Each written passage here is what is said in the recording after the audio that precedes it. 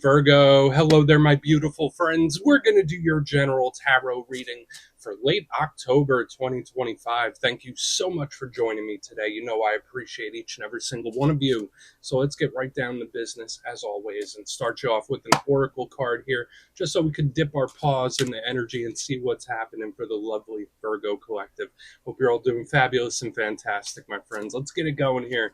My guide spirit team, talk to me. What do we got for these beautiful Virgos in late October? And as you can see, I am fully in the season spirit, my good friends. Let me know if you're rocking any costumes too, but you get to have your cards read by a big man lion today. So let's get it going. Let's just see what shows up. We're just going to take a real quick look at this first card, then we'll get into the full reading itself. At the very end, I'll pull you a bonus card from the Shadowland Tarot, just to see what might be in the shadows or what shadow work you can lean into, which is always interesting. But let's get it going here. Let's rock and see what we got for Virgo in late October. Get this card out. What's the vibe? What's the energy for our good friends? Please. Okay, there we go. Ask and you shall receive. All right, this is a very fired up type of energy. It does remind me of the Chariot. It's all about that forward momentum.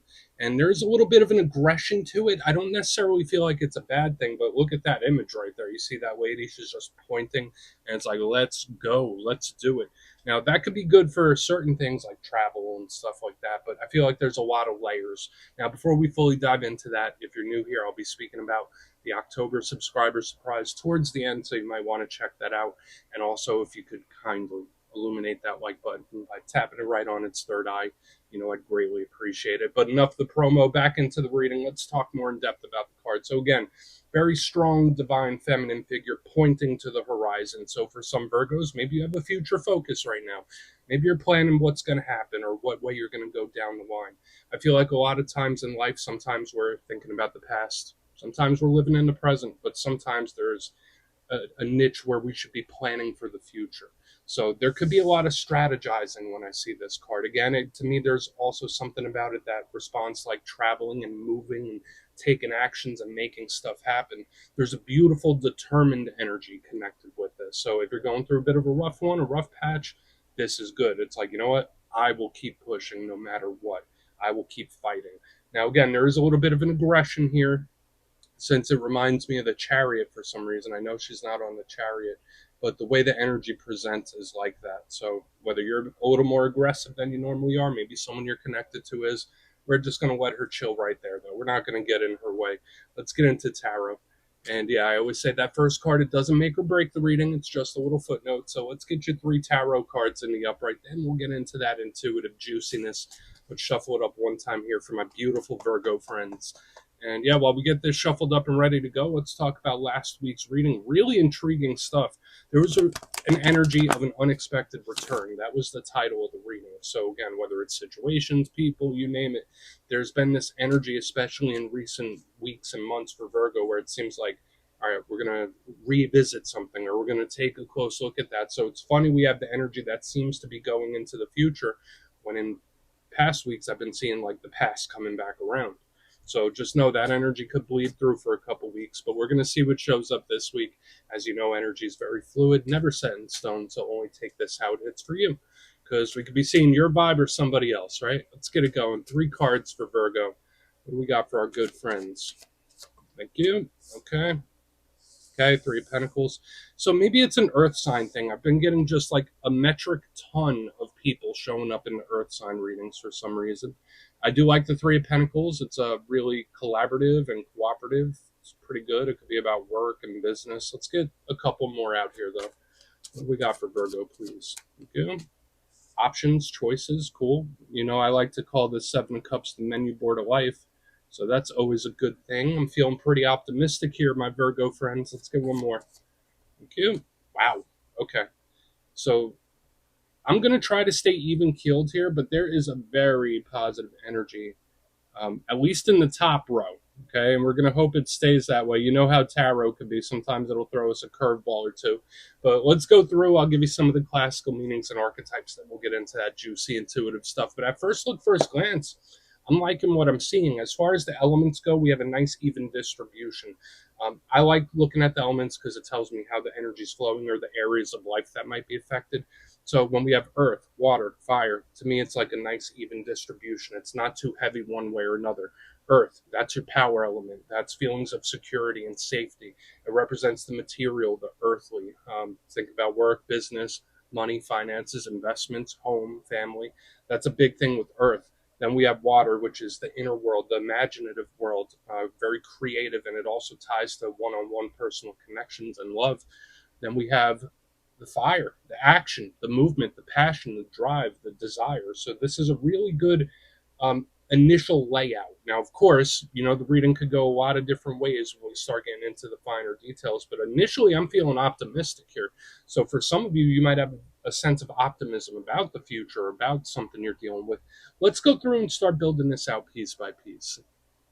Position number one, we're going to dive a little deeper into this Three of Pentacles. So as you can see, there's three people all lined up, and they seem to be working as a group, working as a team. That is something I love. It's very creative. It's extremely artisanal. So whenever this shows up, any creative endeavor for you is highly favored. But of course, this is the second biggest card to me of work, of career, of business. Let's get that Seven of Cups close to where it was. So when we see this, whether it's work things on the mind, business things on the mind, um, another thing here, aside from cooperation, and it could be the people around you. So it doesn't just have to be coworkers, it could be friends, social circle, family.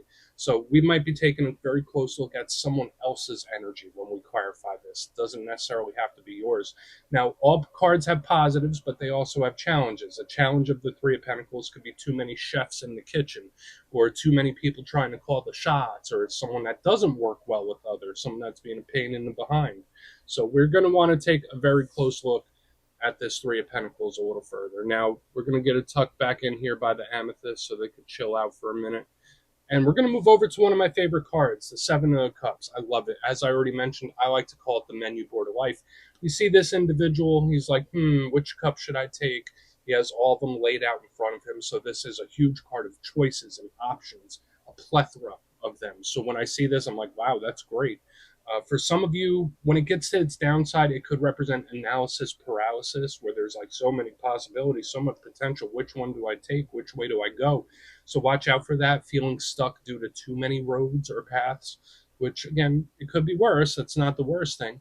Another thing with the Seven of Cups, it could be very imaginative. It could be very daydreamy.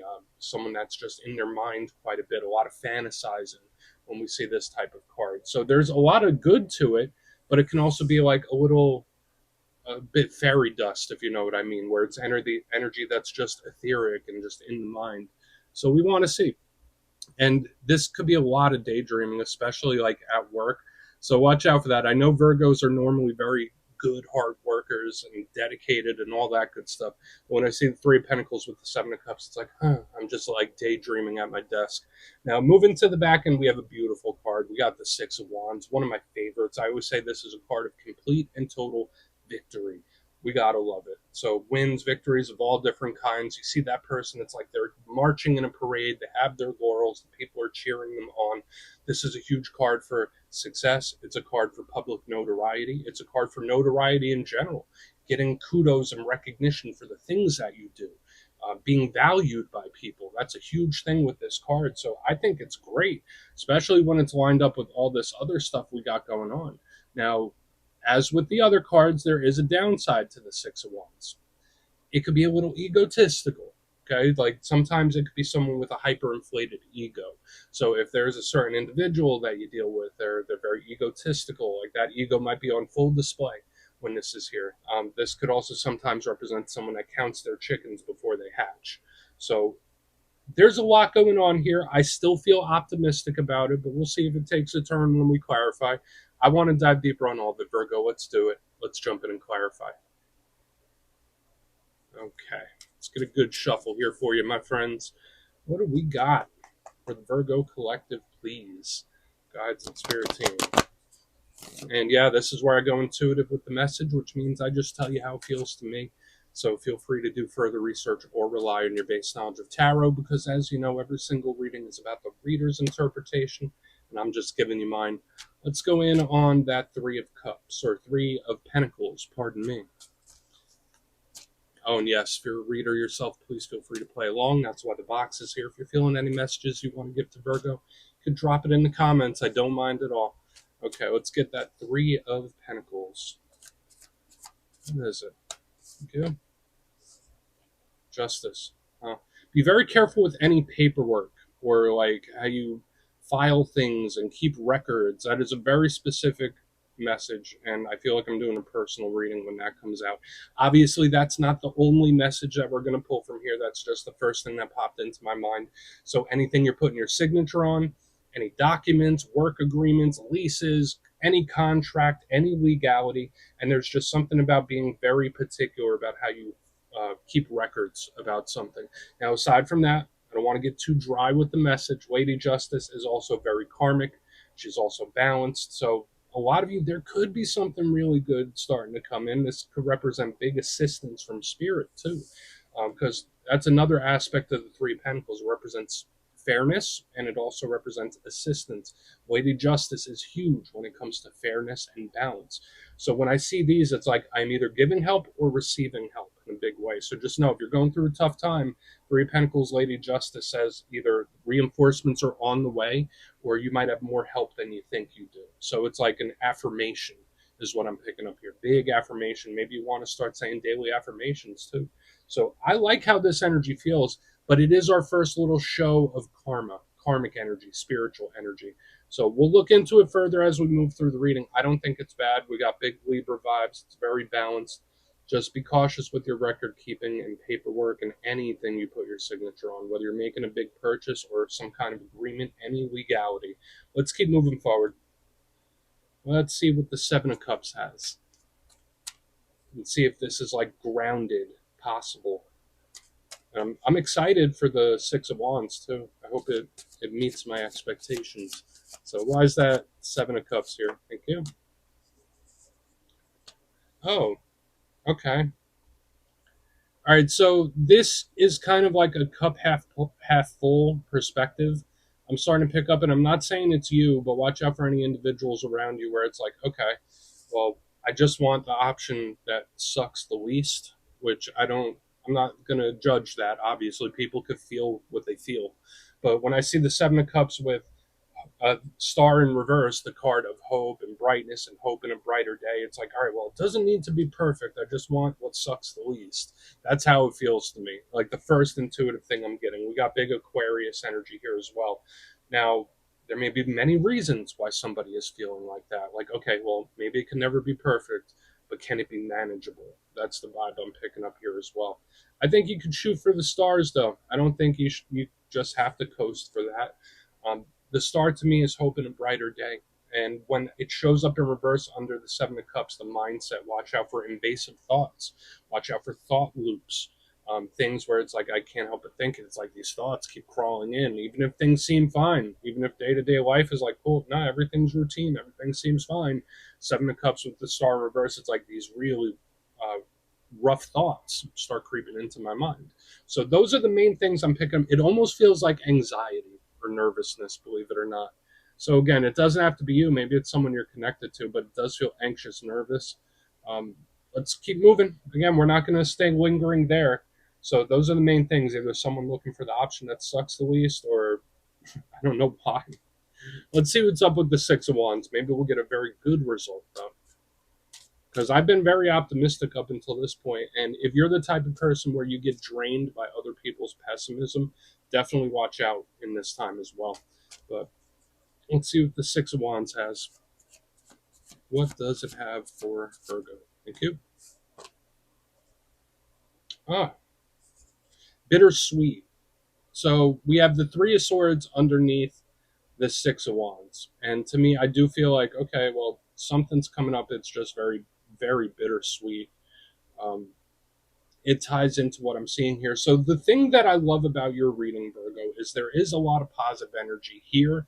There's a lot of positive energy to be had, but it's not perfection, if that makes sense. Like there's great stuff here. There's great stuff coming in, but it's like, but I wish it could just be a little bit better, or I just wish so-and-so could share it with me. There's a certain bittersweet energy I'm picking up here. Because like, remember the Six of Wands, that's a win or a victory, but why would it hurt? right? Why would we get the Three of Swords in the upright? Unless if that is an egotistical person, just please watch out. Like if I'm saying that and someone comes to mind, watch out for anyone with a hyperinflated ego because it could really rub you the wrong way in this time. Um, but to me, it's like I won, but why am I sad? Things went my way, but why do I feel so upset about this? And it kind of ties back into this anxious, nervous energy I'm picking up in the center. Okay. And again, not saying it's definitely you, it could be someone else where even if things look good underneath the surface, things might not be as good as they look. Or even if things are going great, someone still has these ways to downplay it and minimize. So watch out for that too. Like if you do something and things go great and someone like minimizes it, we're getting some funkiness here towards the back end. But I do like the fact that there's a lot of positivity. But this Three of Swords, you know what it's about. It is another one of those anxious cards. It represents heartbreak and pain. Um, and I was already telling you, there's something bittersweet about something. I mean, you'd have to tell me, my friends, what's bittersweet that you're experiencing. But let's go through and do a quick recap, then we'll get into the shadow. So yeah, again, a lot of good stuff here, but we got a little choppiness here and there, and it's all good. That's how life goes. But if you kindly look in the box, position number one, we got the Three of Pentacles with Lady Justice in the upright. Be very careful about documents, legalities, things that you sign, how you record keep, and stuff like that. There's something very important regarding that. For another portion of you, if you're going through a difficult time, you might have more help available to you than you think, because there's either someone giving or receiving assistance, and there's this beautiful spiritual energy too. Moving to the center, we have the Seven of Cups with the Star in reverse. That does feel quite pessimistic to me, like cup half empty type of vibe, where it's like, all right, well, you know, maybe I won't get everything I want. I just want what is the least, or what sucks the least. Like, pardon the language, but that's just how it feels to me. There's also this anxiety. There's like this nervousness that I'm picking up, especially on the back end. So watch out for that. I usually think that anxiety and nervousness is a buildup of energy. So maybe you need to get some energy out. Moving to the back end, we have the Six of Wands with the Three of Swords. Something very bittersweet showing up in the energy too. So do with that what you will. There's good stuff here, but watch out for anyone that's egotistical or anyone that minimizes. But there is like this bittersweet victory too. So please take a screenshot if you want to look into it. Let's see what's in the shadows. Okay, let's get a shuffle here. And yeah, I always like to pull one shadow card at the very end here, which means I just like to see what it is, whether it's a shadow within yourself or something you don't quite see. They don't always have to be a bad thing. They could be good too. So let's get you one. And yeah, if you made it to this point in the reading, please feel free to check out channel memberships. I'll put a link for it in the comments below. It's a beautiful way to support the channel, and I have much love for all my channel members. They're the ones that help me pick my costumes. So thank you guys. Let's get this card out though. What do we got for Virgo in the shadows? Okay.